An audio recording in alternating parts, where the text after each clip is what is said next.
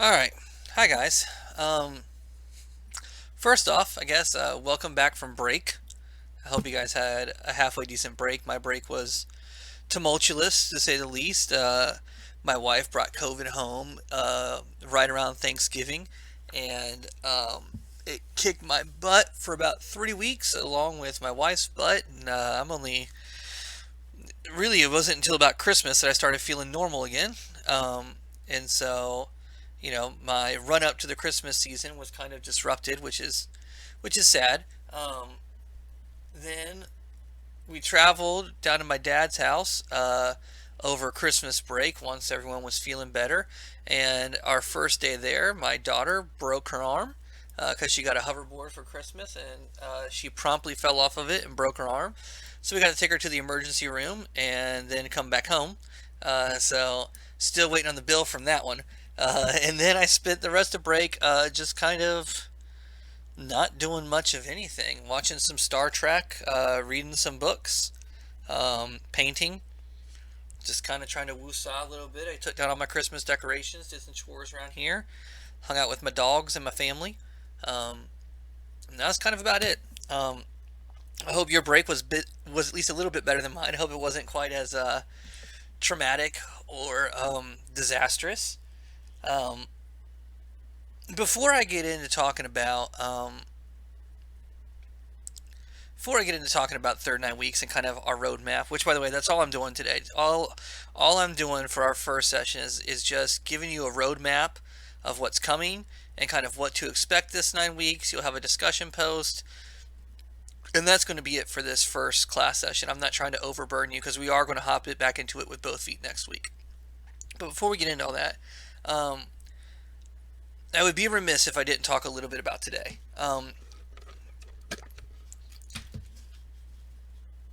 I've gotten to know some of you very well um, through our time together, and you kind of know who I am as a person. And some of you, I'm pretty much a stranger to, um, given the nature of this reality that we find ourselves in. But I do want to take just a moment and say that right now it's okay to be upset. It's okay to feel anxious or nervous or disquieted about the state of things, um, both personally and kind of in a society at large way. Um, I find myself feeling very anxious and a little bit upset. I've had to have some rough conversations with my daughters and with my wife. Um, most of you know at this point, that my wife is an African American. My daughters are mixed, and that has led to some very hard conversations having to be had with my daughters over the last year, especially after the unrest of the summer. Um, and then it led to some hard conversations whenever, today my daughter was watching the news. She's 12 and she saw somebody who had stormed the Capitol building uh, in a violent attempt to disrupt our government, carrying around the Confederate flag. Um, and so, that it's okay to be upset about things like that. But I want to tell you that the root of what we're seeing, the root of the kind of degradation that we are experiencing in our society is I think it's two things. One is it's a lack of empathy. It's a lack of trying to understand others and trying to feel what they feel. And what I mean is this, the people who were upset over Colin Kaepernick kneeling, or the Black Lives Matter protest. Usually that comes out of a place of limited personal experience with people of color. It comes out of a place of not taking the time to try and understand the palpable fear of being a small minority in a country. African Americans only make up about 13% of the nation at large, and they face violence overwhelmingly, disproportionately from police officers. And the people that are upset typically have not taken the time to pause and try and understand what that must be like, or to try and consider those feelings.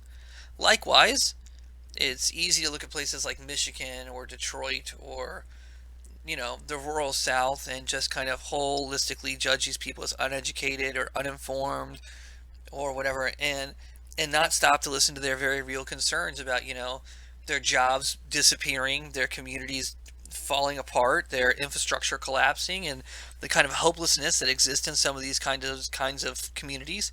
Um, and I think that people from the cities, it's easy to write these whole swatches of the country off. They call it flyover country. Um, and what we do is we spend all of our time in our social media bubbles or in our friend group or whatever, listening to people that think like we do, engaging with people that think like we do. And when we do run across somebody that we don't agree with, we typically, it is combative. It is from a sense of argumentation. And listen, I'm guilty of this too. My wife tells me all the time, I can tell when you're arguing on the internet because you type really hard. Um, we come across people and and and when we agree with them, especially online, it becomes so easy to just become confrontational, go to confrontation as the first step. um, if there's one thing that I would love for your generation to be able to rectify, um, it is our seeming inability to listen, to slow down and hear each other, to to reach for the common humanity in all of us. You can have major ideological differences with other people. I am the political outsider in my family. I will not share with you what my personal politics are because I don't believe in that. I believe that um, none of this is about me. It's about you guys. So I won't share what my personal politics are. But I'm the political outsider in my family by a pretty wide stretch. Doesn't mean that I don't love my family. Doesn't mean that I think they're horrible, evil people. I think that sometimes they are misinformed or sometimes they are misguided, but I still care deeply for them, and I think that they are trying to be the best people that they can be, and the only way that we can ever find a way to be with each other and find our common ground is by listening. It's by seeking first to understand. A guy named Stephen Covey wrote a book called The 7 Habits of Highly Effective People, and I think most of it's crap. But he he's got a couple of good ones in there. One is sharpening the saw, which is about continually learning and always trying to stay sharp and be better. And then the other one is anytime that you're seeking communication, anytime that you're engaging with other people, the first thing that you should try and do is understand them. Because if you can understand them, then you can build off of that, and all these other things kind of take care of themselves. Um, we seem to have forgotten that as a people. We seem to have forgotten that as a nation. Um, and that's a very sad thing, and I'm very disheartened by it. But I have hope because I teach you guys, and I have spent time in the classroom with some amazing individuals, some unbelievably thoughtful, kind, caring, compassionate people that I believe can create a great world for my daughters. You guys are creating the world that my daughters will live in. I'll be old, useless, or dead. You guys will make that world for them. Um, and I believe in your capacity to do better. I believe in your capacity to be better. I believe in your capacity to be great. So please do that. I'm sorry we're handing you such a mess. I'm doing my best. I know other people are doing their best, but it is a mess. I'm not going to lie to you. Um, I'm sorry. That's all I got. So, with all that, let's talk about the third 9 weeks.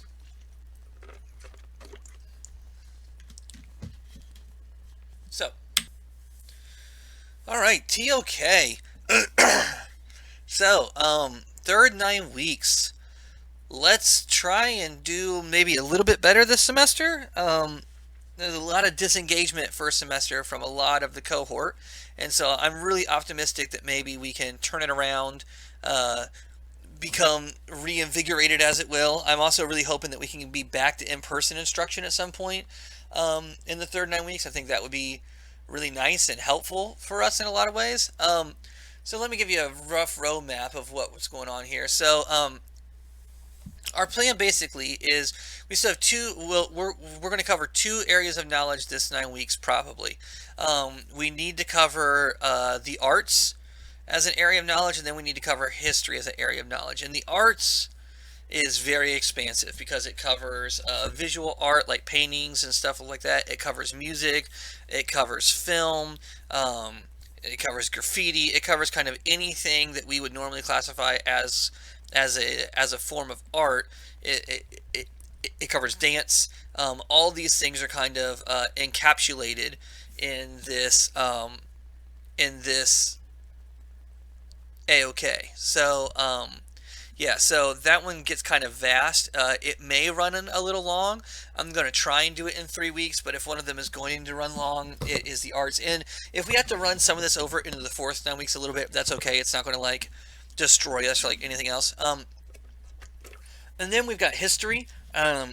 History is not as expansive as art, and it's not as some would say that it's not as interesting. I think that it is as interesting, but it definitely depends on your perspective and what you're looking for.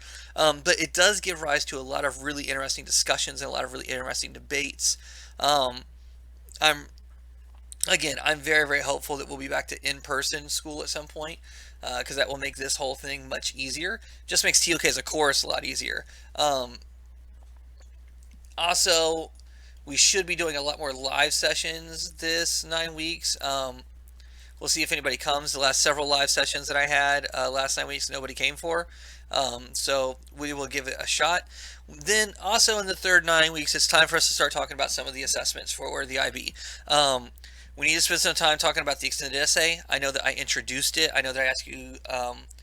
I know that I roughly went over it, but we're going to have to spend some time going in depth about the extended essay and what's involved there and what it looks like and the process of going about it. Probably need to get you guys signed supervisors as well, so that way you can start working with your supervisors on the extended essay.